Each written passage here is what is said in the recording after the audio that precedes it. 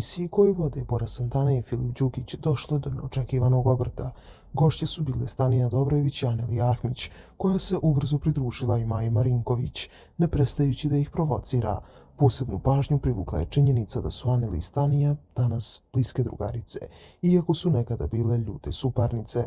Njihovo novo savezništvo dodatno je podgrejalo atmosferu u studiju, jer su ovog puta udružile snage protiv Maje, koja im nije ostala dužna i sve vrijeme ih je peckala.